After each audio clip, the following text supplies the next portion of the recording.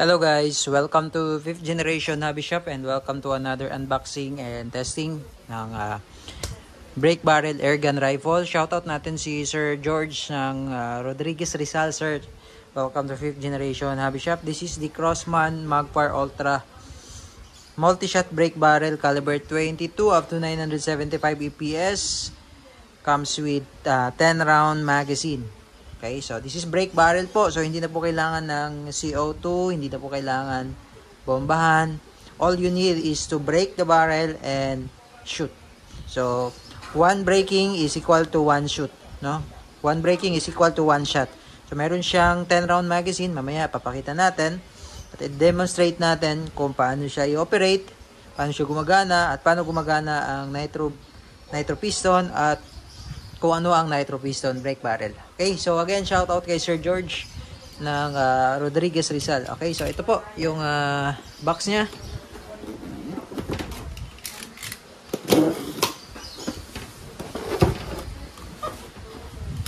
Ayan. Okay, so ito po yung kanyang magazine na 10 rounder po. Ayan, tapos pagka pwede rin siyang manual, pwede rin siyang yung manual loading po, no? So, ito po yung kanyang owner's manual. Then, ito naman po yung kanyang scope.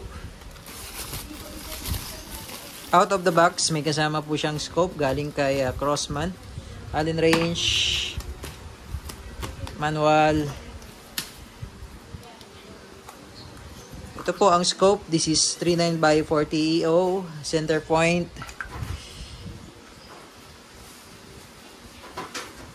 Yan. So, isi-zero po natin yung scope, sir, para po install na lang sa inyo pagdating. And yung scope. So, tatabi ko lang.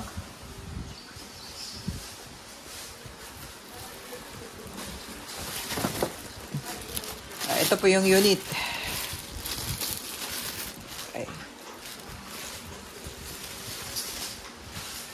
Naka-full synthetic buttstock po yan, sir. Then, ito yung quiet fire technology suppression ni Crossman.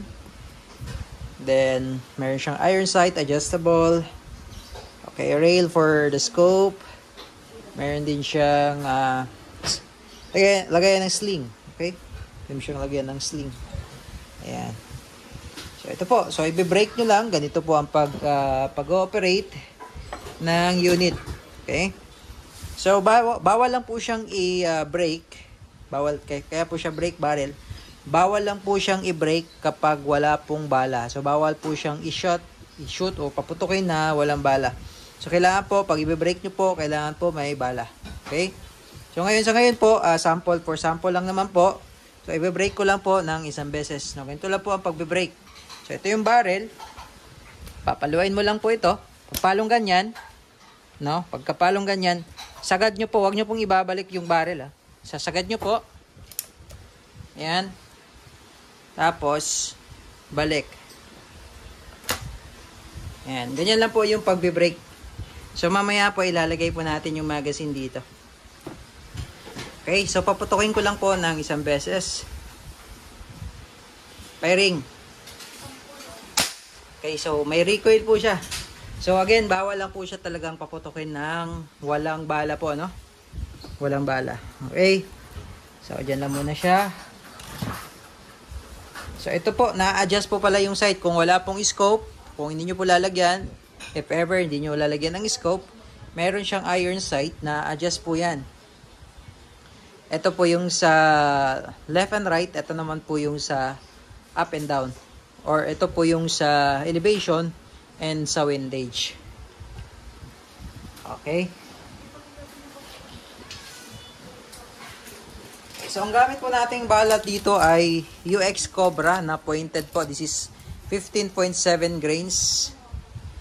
Yan. 200 shots.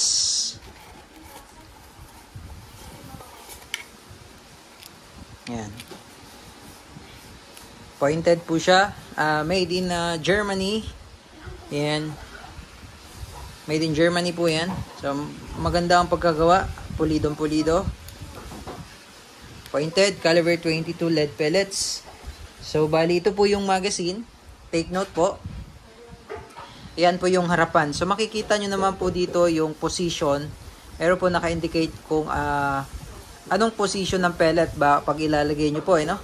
So, ito yung pellet, no? Take note po, ito yung pellet. So, papasok nyo siya dyan. Tapos, iikot nyo po ito clockwise. Yan, kasi yung arrow po, nakatutok po clockwise. Okay? So, pagkapasok ng pellet, ikot. Ayan, hanggang sa mapuno nyo po yung 10, no? 10 rounds. So, nakadalawa na po tayo dahil may 8 pang kailangan nating lagyan. Ayan. So, ganun lang po paglo-load. Ayan. Napakadali lang pong i-load.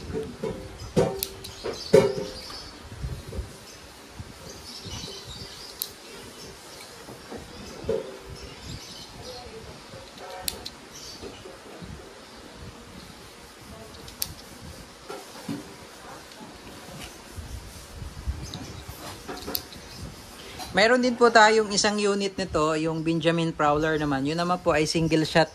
Wala po siyang magazine. Caliber 22 din po. Ayan. So, naka-zero tayo. So, pag zero po, huwag nyo na po itong lalagyan. Itong part na to. Kasi hindi nyo na po yan may ikot. Kasi itong space na to, ito po yung ilalagay po natin. Itong space na to ay para po dito. Yan. So, ito po yung harapan. Ipapasok nyo lang siyang ganyan. Tapos, press nyo lang po. Yan. Hanggat sa marinig nyo yung clicking sound, lock na po yun. Okay, yun po. Then, brake lang po kayo ng brake. Pagka-brake nyo, balik, putok. Brake ulit, balik, putok. Hanggang sa maubos yung 10. Okay. So, isi-zero lang natin yung scope, sir, para po calibrate na natin. Okay, again, this is the Crossman Ultra 22 brake barrel. So, hindi na po siya kailangan ng CO2. So, bali, ang kakailanganin nyo na lang po dito ay bala lang. So, ito po yung piston. Ito yung piston niya. Yan yung nitro piston. Yan po yung nagpapagana sa kanya. No? Para siyang pump. Yan. Pero ang tawag po dyan ay nitro piston. Ayan po. Powered by Nitro Piston Elite. Ayan. So, yan po yung nagpapagana sa ating brake barrel. Hindi na kailangan ng CO2. Itong maganda sa mga lugar na mahirap magpakarga ng CO2 o mahirap maghanap ng CO2. Bala lang po ang bibilin nyo. Okay? Brake barrel, airgun rifle. Okay, testing, sir. Goods na to, sir. Naka-zero na. 15 meters. Pairing.